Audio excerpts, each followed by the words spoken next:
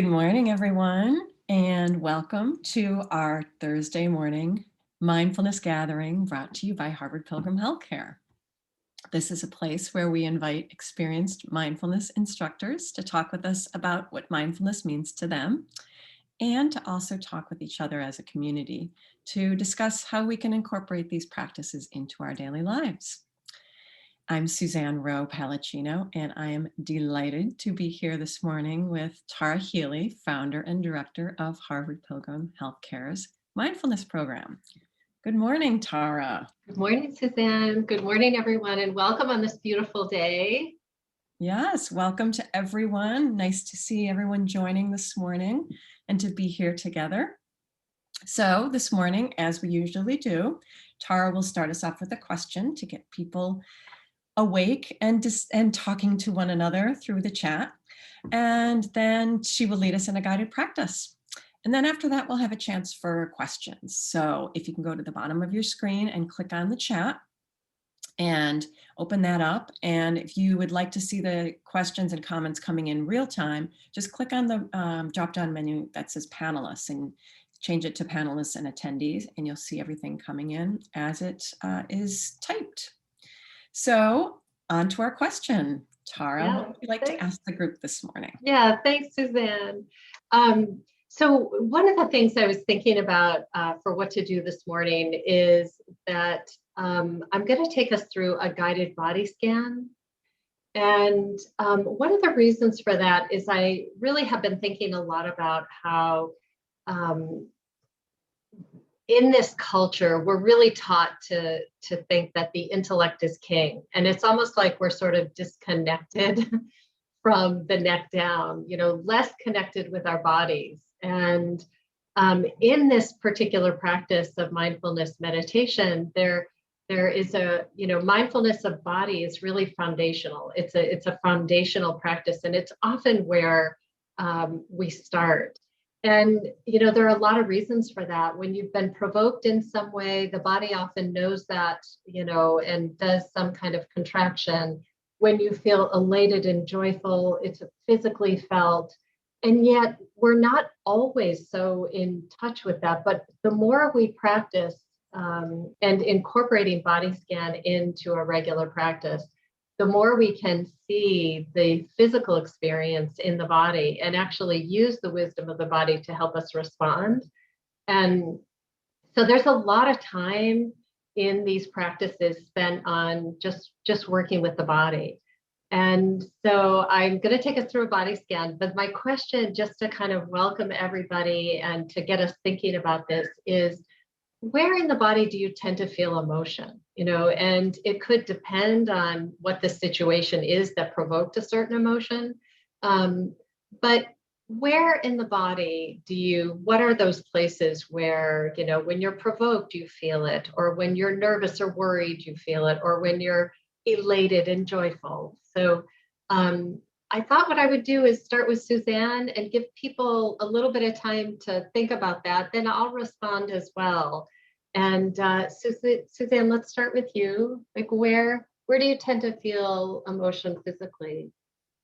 Yeah, so when you talk about all those different emotions, it's true, it is different. So when I get anxious or worried, I feel it in my stomach. And I think when I get provoked, or, I feel it in my neck and shoulders. And then when it's something related to my kids, I always kind of feel it in my heart. I feel kind of heartache. Yes. Not quite right. Yeah. Interesting. Yeah. How about you? Yeah, I mean, I would say probably the more prominent place for me is like solar plexus. Like I'll feel, kind of, for a lot of different reasons. Even if I have an intuitive or a gut level feeling about something, it's like solar plexus. And it's so important to pay attention to those. I often find, especially with intuition, like if I'm not paying close attention, it doesn't serve me, So there's such innate wisdom in the body. But I would love to see, there's a bunch coming in. Um, yeah, it definitely depends on the emotions, but yeah, stomach.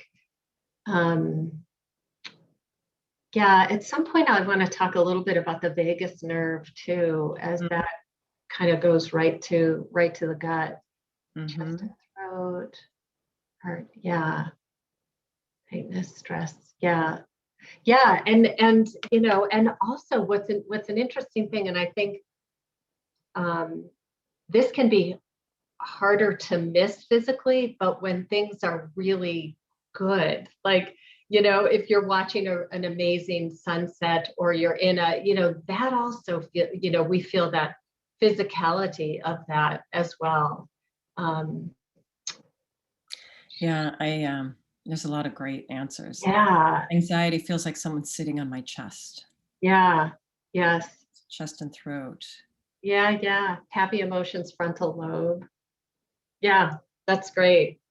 Um, so I'd love to, kind of in the service of body and body awareness, guide us through a body scan practice this morning. And I think, I think sometimes I don't do that enough. I settle into my practice daily and do more of an anchoring and then kind of open awareness. But feels something that's been lately feeling quite profound to me about kind of going back to that first foundation of practice, which is mindfulness of body and the significance of that. Um, so this is for all of us this morning to do it'll be more guided than usual. I like to have longer spaces in between guidance when we're doing like breath, like anchor concentration practice, but this is going to be more guided. All right, so take a comfortable posture, and I would even say if you want to lie down, just be careful if you're sleepy this morning, because it is morning and lying down suggests sleep, but it's a good way to do a body scan. But you can do a body scan standing or sitting or lying down. So those are all fine postures. Eyes open or closed, whatever feels like it's going to serve you best this morning.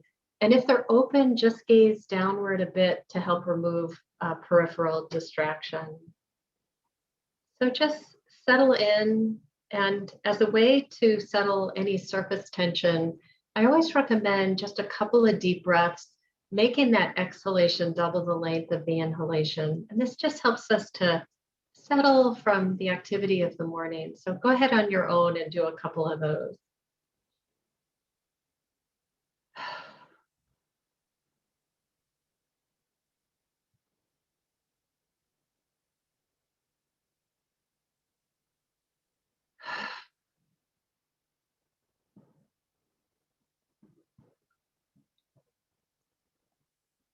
As you're ready, let the breath resume. Let the wisdom of the body take over in terms of breath. The breath will regulate back. We don't need to have any kind of special breath, just the breath that our body is offering us this morning. And just begin with a wide angle lens of attention over the whole body. Notice any physical expressions from your activity so far. So just see what's happening. What do you notice? Points of contact with the back of the body and the surface, and perhaps the beat of the heart, temperature, tingling. Taking a moment just to notice with a wide angle lens over the whole body.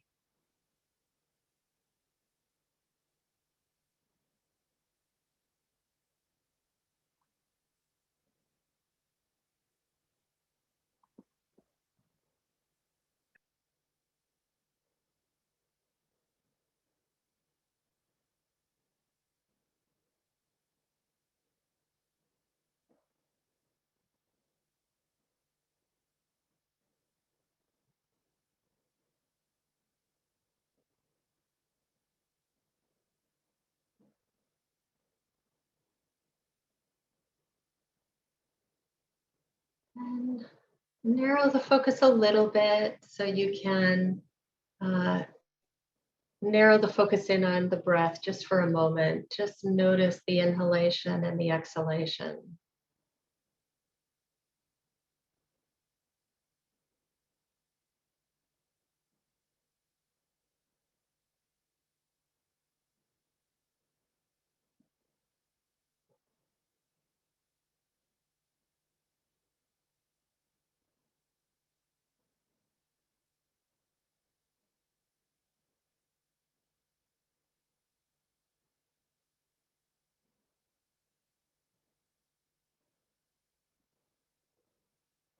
And we're going to do a scan starting at the very top of the head, and I'll take you all the way down to the toes.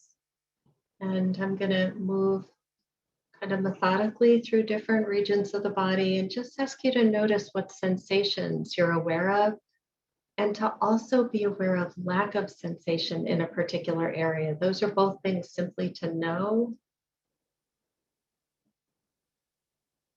So starting at the very top of the head, bringing your attention right there, isolating this part of the body, noticing what's there or not.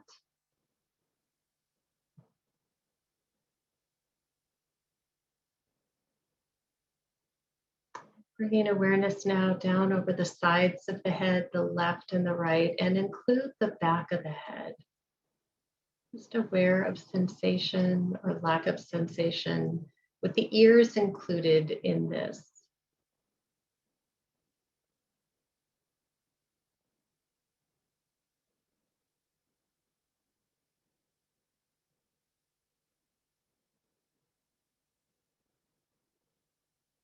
Bringing awareness now to the face. And let's start with the forehead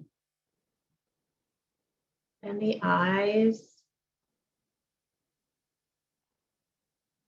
the nose, the cheeks, the mouth, include the tongue and the jaw and the chin. Isolating this part of the body in your field of awareness. Simply noticing sensation or lack of sensation.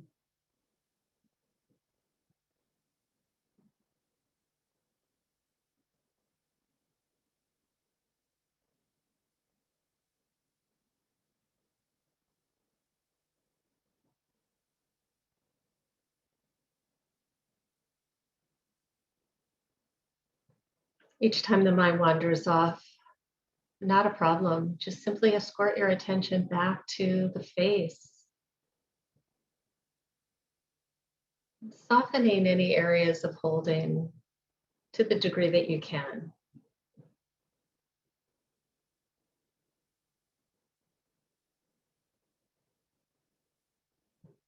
And bringing awareness down now to the neck. So the front of the neck and the sides and the back. Sometimes it helps to move a body part to notice some sensation, but lack of sensation is completely fine. Just what we're aware of.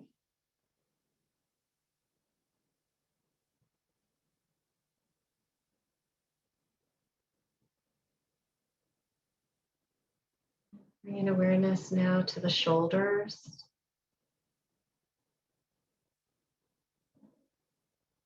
To the upper arms, elbows, forearms, wrists and hands.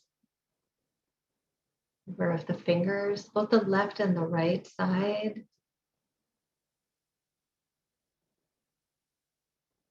So fully holding the left and the right arms and hands in your field of awareness. Perhaps there is a point of contact that you're noticing, or other sensation that you're aware of, or lack thereof.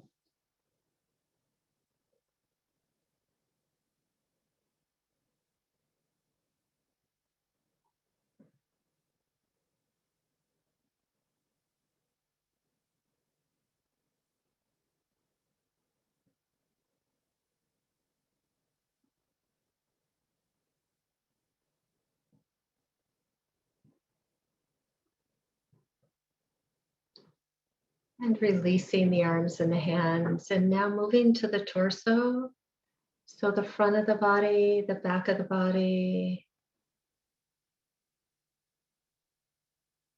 internally, noticing sensations in this part of the body or lack thereof.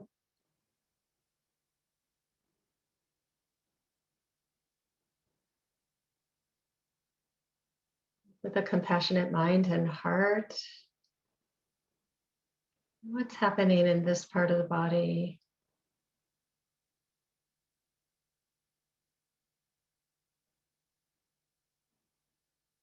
Receptive, curious.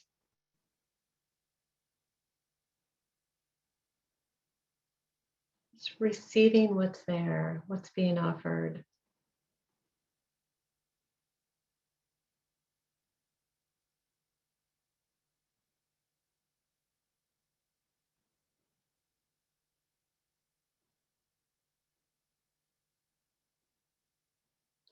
And bringing awareness over the hips and thighs.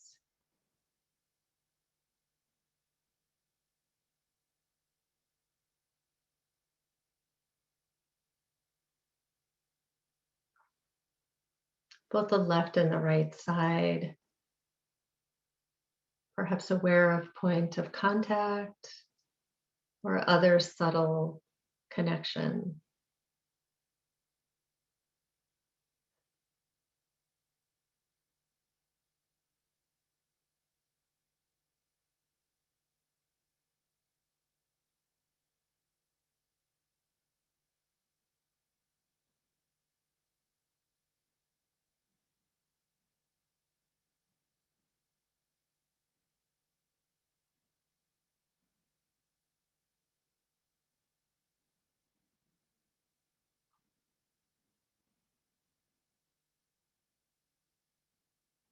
Moving awareness to the knees and to the lower legs, to the calves and the shins, both the left and the right side.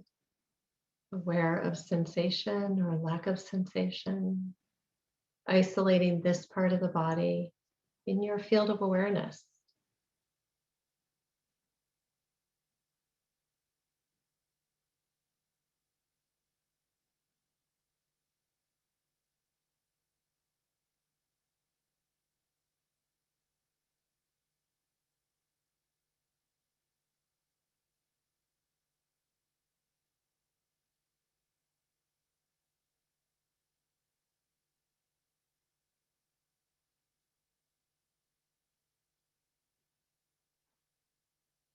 And moving down now to the ankles, to the top of the foot, to the heel, to the sides of the foot, the bottom of the foot, and include the toes.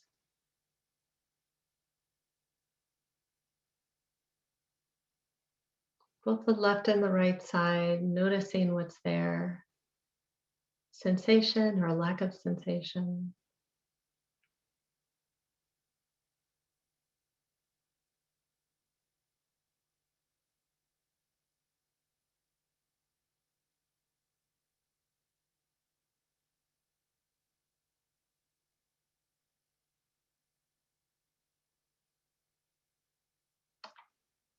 And releasing that and coming back to whole body awareness. See if you can widen the lens of awareness over the whole body.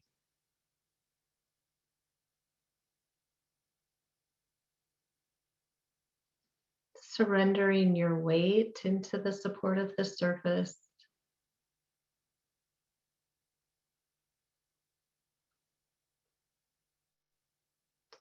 And beginning now to narrow a bit further back to breath. And wherever you're noticing breath sensation the strongest, let your attention rest there. Let your attention anchor to the inhalation and to the exhalation.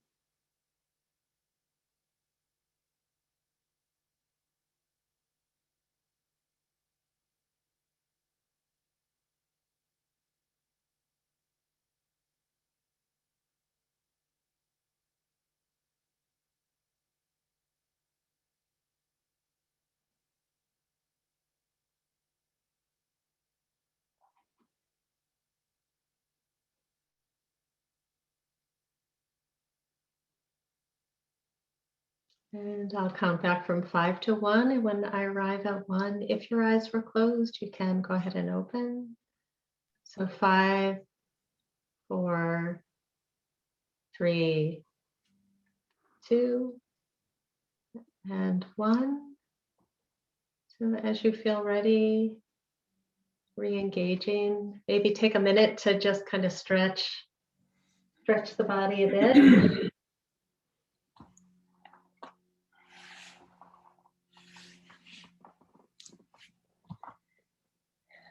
Thank you, Tara. Yeah. Yeah. So I'd love to hear from folks if anybody wants to comment on, what did you notice in that practice? Were there parts of the body that you could feel more prominently than others?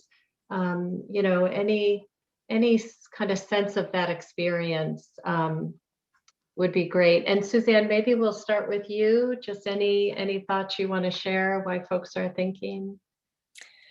Interestingly enough, anytime I do a body scan, it brings me back to when I first started meditating, because that's how I began. Right. I think it's a really easy way to begin meditation practice. And I used to listen to a recording of a body scan. So, and I, like you, feel like I don't do it enough anymore. Yeah. Yeah. But it was, Yeah. It's such an interesting thing. I think it also I think what makes it sometimes easier is it gives the mind something to do, which when you're first starting to practice and you remove all the typical distractions and go right to breath, the busyness is so you're so consciously aware of it. But with the body scan, the thoughts of course still slip in, which they normally would, but you've sort of given the brain, the mind a job. And that makes it, I think, a little bit easier to connect with. And even, more importantly, I think the ultimate goal is I can think of a family member that I struggle with and get provoked by. And when I feel it first physically, I'm able to respond more skillfully, than when I don't feel it physically, which is why the body scan is so important. Yeah, I'd love to see what's coming in. helps to ground me. Gentle warmness going over the body as we visited each zone. Guidance really helped. Yeah, it's grounding. I can see just all of you, the kind of the helpfulness. Yes, at night, it's a really nice practice to connect with at night. Yeah, this definitely takes practice, and each week, yeah, it's still a concentration practice too. It's because ideally with having an anchor for our attention, whether it's breath sensation or something else, it's helping to calibrate or steady the mind. And then mindfulness does its job better when the platform of the mind is less jumbled. The body scan teaches flexibility of attention, which is a really nice added bonus. So one of the things is because you're concentrating on a particular area, then you're moving to another and bringing that sense. So it teaches flexibility of attention in our day-to-day life. So beyond just seeing provocation or even joy, because the body, when we feel joyful, we can feel that physically, and that's a really, that's to be relished. That's to be relished for sure. Yeah. Yeah. No, I agree. I find myself as we go through each part of the body, I'll use my breath, my out breath, my exhale, Yeah. to rest and to calm that part of my body. And I feel Yeah. similar to what some of the comments, I feel at the end that my body feels a lot more calm and at peace. Yeah. I think the body likes the attention.